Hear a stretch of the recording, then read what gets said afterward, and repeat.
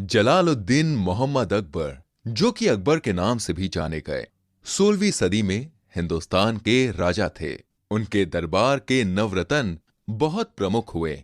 उन नवरत्नों में से एक थे बीरबल, जो कि बहुत ही बुद्धिमान थे। अकबर हर समय बीरबल की परीक्षा लेते, पर अकबर के हर सवाल का सीधा जवाब बीरबल के पास हमेशा होता था। आइए अब इन्हीं अकबर और बीरबल का एक नया किस्सा सुनते हैं। सोने की बाली। एक दिन की बात है। बादशाह अकबर के दरबार में सुबह सुबह एक सेवक सफाई कर रहा था। जब वो एक फूलदान की सफाई करने लगा तो अचानक वह फूलदान उसके हाथों से फिसलकर जमीन पर जा गिरा और टूट गया। सेवक फूलदान टूटने से बहुत घबरा गया और मन में ही सोचने लगा कि यह फूलदान तो बादशाह अकबर का सबसे पसंदीदा फूलदान था। अब सेवक को अकबर के गुस्से से कोई नहीं बचा सकता। निराश होकर वह फूलदान के टूटे हुए टुकड़े समेटकर बिना किसी को कुछ बताए चला जाता है। जब वहां बादशाह अकबर आते हैं तो उन्हें अपना फूलदान कहीं दिखाई नहीं देता। अकबर अपने सिपाही को बुलाकर पूछते हैं, सिपाही, यहां पर जो फूलदान रहा करता था वो कहां गया? सिपाही उन्हें बताते हैं, जहांपना, जब मैंने सेवक को सफाई करने के लिए भेजा था तब वो यहीं था। उस सेवक को शायद पता होगा कि फूलदान कहां गया। अकबर तुरंत उस सेवक को बुलाकर लाने का हुक्म देते हैं। थोड़ी देर बाद सेवक को बादशाह के सामने हाजिर किया जाता है। अकबर सेवक से पूछते हैं, यहां पर जो फूलदान रखा हुआ था वो कहां गया? सेवक कहता है, जहांपना, मैं उस फूलदान को साफ करने के लिए ले गया था। बादशाह अकबर उसकी बात सुनकर विश्वास नहीं करते और फिर से पूछते हैं, पर सफाई करने के लिए फूलदान को यहां से वहां ले जाने की क्या जरूरत थी? भाई सेवक अब डर जाता है और उसे समझ आ जाती है कि अब झूठ पकड़ा जाएगा। वो रोते हुए बादशाह अकबर से कहता है, जहांपना, मुझे माफ कर दीजिए। वो फूलदान मुझसे गलती से टूट गया है। बादशाह अकबर सच्चाई जानकर कहते हैं, तुमने हमसे झूठ बोलने की हिमाकत करी है। मैं तुम्हें फूलदान टूटने के लिए तो माफ करता हूं, लेकिन झूठ बोलने के लिए माफ नहीं करूंगा। मुझे झूठ से सख्त नफरत है। आज के बाद तुम हमारी सल्तनत में नहीं रह सकते। सेवक रहम की दुहाई करता है, पर बादशाह अकबर सिपाही को उसे ले जाने का हुक्म देते हैं। अगले दिन बादशाह अकबर अपने दरबार में सबको यह किस्सा बताते हैं। दरबार में सभी लोग अकबर की इस बात की तारीफ करने लगते हैं और कहते हैं कि वो खुद कभी भी झूठ नहीं बोलते। लेकिन बीरबल खामोश बैठे रहते हैं। जब अकबर की नजर बीरबल पर पड़ती है तो अकबर बीरबल से पूछते हैं, बीरबल, तुम खामोश क्यों हो? तुम्हारा क्या कहना है? क्या तुमने कभी झूठ बोला है? बीरबल बोले, जहांपना, ऐसा कोई नहीं होता जो कभी जिंदगी में झूठ ना बोले। कभी ना कभी तो इंसान को झूठ बोलना ही पड़ता है।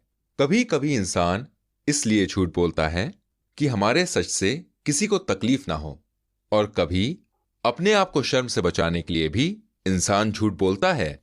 इंसान को कभी ना कभी झूठ बोलना ही पड़ता है। मैं कैसे कह दूं कि मैंने कभी झूठ नहीं बोला? बीरबल की बात सुनकर अकबर बोले, क्या? तो क्या मैं ये समझूं मेरे 9 रत्नों में से एक रत्न झूठा है? इस सल्तनत में सभी के लिए कानून बराबर है। जाओ, तुम भी इस दरबार से निकल जाओ। बीरबल बोले, लेकिन जहांपना, मेरी बात तो सुनिए। अकबर बोले, हम कुछ नहीं सुनना चाहते, चले जाओ। फिर बीरबल वहां से चले जाते हैं। भाई फिर क्या था, बीरबल अब सोचने लगे कि जहांपना को अब कैसे समझाया जाए, और फिर बीरबल अपना दिमाग चलाने लगे और बहुत सोचने के बाद उन्होंने एक गेहूं की बाली ली और सेवक को बुलाया और सेवक से कहा, सेवक राम, ये गेहूं की बाली लो और शहर का सबसे अच्छा सुनार ढूंढो और एक ऐसी ही गेहूं की बाली सोने की बनवा कर लाओ। पर ध्यान रहे, गेहूं के दानों से लेकर बाली तक सभी सोने का होना चाहिए। सेवक बोला, जी हुजूर, मैं अभी जाता हूं। और कुछ दिन के बाद वो सोने की बाली लेकर अकबर के दरबार में गए। अकबर बोले, तुम्हारी हिम्मत कैसे हुई दरबार में आने की? तुम्हें यहां आने से मना किया था ना? बीरबल बोले, जहांपना, मैं यहां किसी औहदे की हैसियत से नहीं, बल्कि मैं एक नागरिक की हैसियत से आया हूं। मैं आपको दुनिया की सबसे अमीर सल्तनत का बादशाह बनाना चाहता हूं। ये देखिए, सोने के गेहूं की बाली। भाई बीरबल की ये बात सुनकर अकबर और वहां मौजूद सभी लोग बड़ी हैरानी से उस बाली को देखते हैं। अकबर कहते हैं, ये तो सचमुच सोने की बाली है। तुम्हें ये कहां मिली? बीरबल बोले, जहांपना, ये कोई साधारण बाली नहीं है। ये मुझे एक ज्योतिषी ने दी थी, जो बहुत कड़ी तपस्या के बाद उन्हें मिली थी। जहांपना, वो कोई साधारण ज्योतिष नहीं था। एक दिन वो ज्योतिष मुझे नदी के किनारे मिला और वो ज्योतिष वहां नदी के पानी के ऊपर चल रहा था, ठीक इसी तरह से जिस तरह से हम जमीन पर चलते हैं।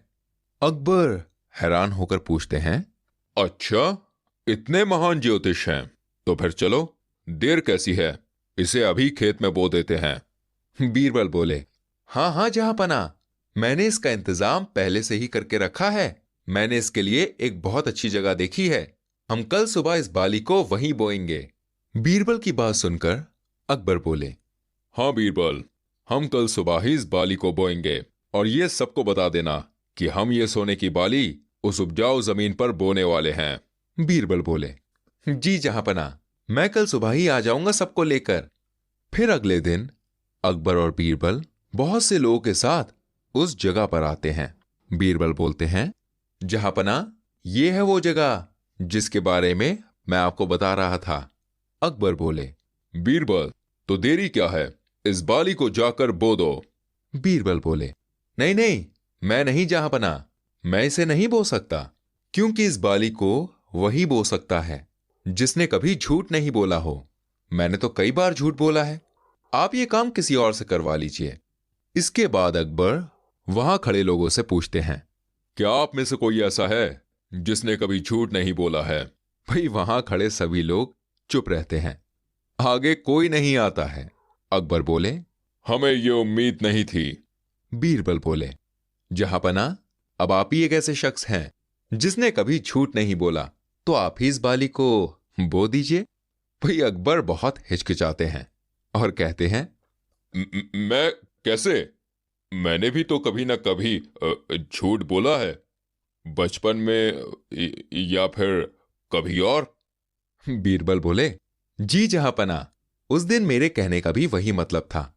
इंसान को कभी ना कभी झूठ बोलना ही पड़ता है, किसी को ठेस ना पहुंचे इसलिए, या फिर शर्मिंदा ना होना पड़े कभी इसलिए, और कभी कभी किसी अच्छे काम के लिए भी झूठ बोलना पड़ता है।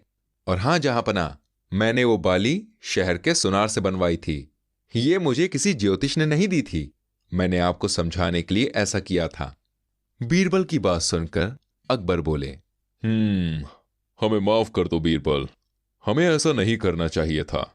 हम आपको निर्दोष करार देते हैं, तुम हमारे सच्चे मित्र हो। हम समझ गए बीरबल। और इस तरह अकबर को अपनी गलती का एहसास हो गया और अकबर ने उस सेवक को भी माफ कर दिया जिससे वह फूलदान टूटा था। उम्मीद है आपको ये कहानी पसंद